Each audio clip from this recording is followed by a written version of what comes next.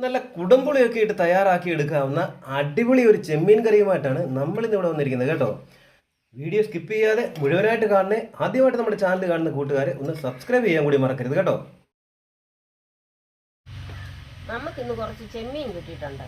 അതിന്ന് നമുക്ക് കുടംപുളിയൊക്കെ ഇട്ട് അടിപൊളി ഒരു കറി ഉണ്ടാക്കണം.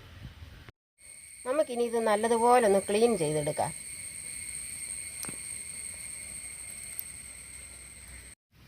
ഇപ്പൊ നല്ല ചെമ്മീൻ്റെ സീസൺ അല്ലേ അമ്മേ? ആന്നു ഇഷ്ടം പോലെ ഇറങ്ങിയിട്ടുണ്ട് മീൻകാരുടെയിലൊക്കെ. അതെ അതെ, ഇഷ്ടം പോലെ ഇറങ്ങിയിട്ടുണ്ട്. ഇതിന്റെ പുറത്തൊരു ഞരമ്പുണ്ട്, അതെടുത്ത് കളഞ്ഞില്ലെങ്കിൽ വയറിന് പിടിക്കത്തില്ല.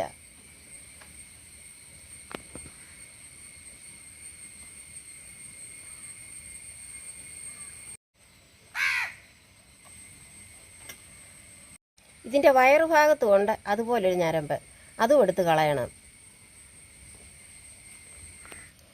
ഈ ചെമ്മീനൊക്കെ നല്ലതുപോലെ ക്ലീൻ ആക്കി വേണം എടുക്കാൻ, അല്ലെന്ന് വരിയിൽ നമുക്ക് വയറുന്നൊക്കെ ഉണ്ടാകും. ഈ വയറിൻ്റെ ഇവിടെ ഇരിക്കുന്ന ഈ അഴുക്ക് കാണാനില്ല, എന്നാലും അത് എടുക്കണം.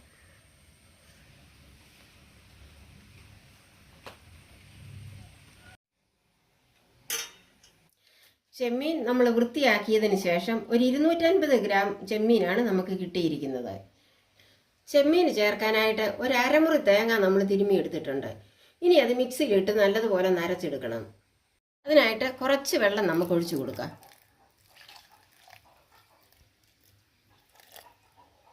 ഇന്ന് നമ്മൾ വിറകടുപ്പിലാണ് പാചകം ചെയ്യാൻ പോകുന്നത്. തീ കത്തിച്ചു, ചട്ടി അടുപ്പയിലോട്ട് വെച്ചു. ഇനി ഈ ചട്ടി ഒന്ന് ചൂടായി വന്നിട്ട് നമുക്ക് വെളിച്ചെണ്ണ ഒഴിച്ചു കൊടുക്കാം. ചട്ടി ചൂടായി വന്നിട്ടുണ്ട്. ഇനി ഒരു 2 സ്പൂൺ വെളിച്ചെണ്ണയോട് അങ്ങോട്ട് ഒഴിച്ചു കൊടുക്കാം.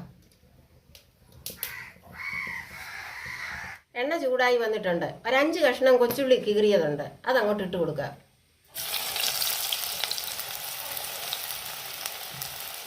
ഇനി 1 സ്പൂൺ ഇഞ്ചി ചതച്ചതുണ്ട്, അതുകൂടി അങ്ങോട്ട് ഇട്ട് കൊടുക്കുക.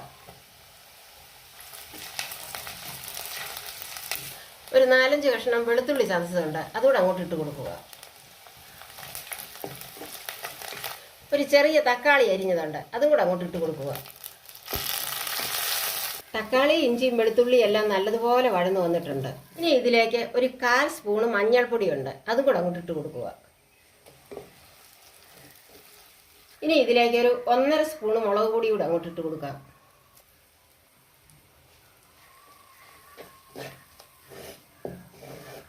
ഇനി ഒരു 3/4 സ്പൂണ് മല്ലിപ്പൊടി കൂടെ അങ്ങോട്ട് ഇട്ട് കൊടുക്കാം.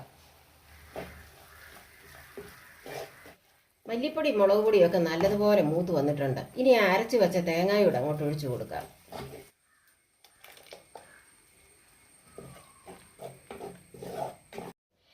തേങ്ങയുടെ പച്ചമണമൊക്കെ ഒന്ന് മാറുന്ന വരെ നമുക്കൊന്ന് ഇളക്കി കൊടുക്കാം. ഇനി നമുക്ക് ഈ മിക്സിയുടെ ജാറ് കഴുകിയ വെള്ളം കൂടെ അങ്ങോട്ട് ഒഴിച്ചു കൊടുക്കാം.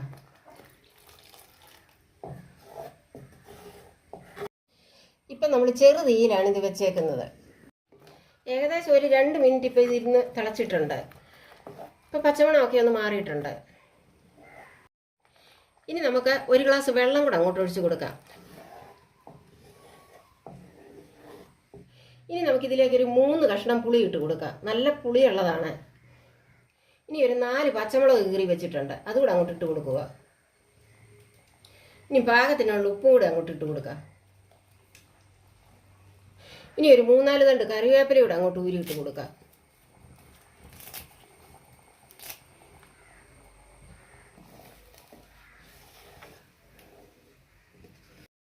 ഗ്രേവിയൊക്കെ തിളച്ച് വരുന്നുണ്ട്. ഇനി നല്ലതുപോലെ ഒന്ന് തിളച്ച് വന്നിട്ട് നമുക്ക് ചെമ്മീൻ ഇട്ട് കൊടുക്കണം. ഒരു 2 മിനിറ്റ് നമുക്കൊന്ന് അടച്ചു വെക്കാം. ഈ അടപ്പിനി നമുക്കൊന്ന് തുറന്നു നോക്കാം.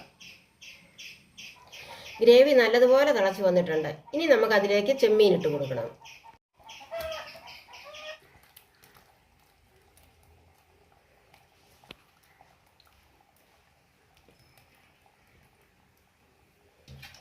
ഇനി ഒരു 10 മിനിറ്റത്തെ വേവേ ഉള്ളു ചെമ്മീനിന്. ചെമ്മീൻ അധികം വേവില്ല. ഈ സമയത്ത് ഉപ്പ് പോരാ എന്നുണ്ടെങ്കിൽ കുറച്ച് കൂടി ഇട്ട് കൊടുക്കാം. ഇതിന് ഉപ്പ് കുറവായിരുന്നു, അതുകൊണ്ടാണ് ഒരു ശകലം കൂടി ഇട്ട് കൊടുത്തത്. ഇനി ഒരു 10 മിനിറ്റ് ഒന്ന് അടച്ചു വെച്ച് വേവിക്കാം. 10 മിനിറ്റ് സമയം കഴിഞ്ഞു. ഇനി നമുക്കിതൊന്ന് തുറന്ന് നോക്കാം.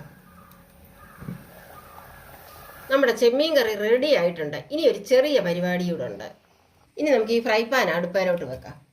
ഇനി ഒരല്പം വെളിച്ചെണ്ണ അങ്ങോട്ട് ഒഴിച്ചു കൊടുക്കാം. വെളിച്ചെണ്ണ ചൂടായി വന്നിട്ടുണ്ട്. ഇനി നമുക്ക് കുറച്ച് കൊച്ചുള്ളി അരിഞ്ഞത് അങ്ങോട്ട് ഇട്ട് കൊടുക്കാം. ഇനി 2 വറ്റൽമുളക് മുറിച്ച് വെച്ചതുണ്ട്, അതുകൂടി അങ്ങോട്ട് ഇട്ട് കൊടുക്കുക. ഇനി 2 തണ്ട് കറിവേപ്പില കൂടെ അങ്ങോട്ട് ഊരിയിട്ട് കൊടുക്കുക. ഇനി നമുക്കിത് നമ്മുടെ ചെമ്മീൻ കറിയിലേക്ക് ഒഴിച്ചു കൊടുക്കാം.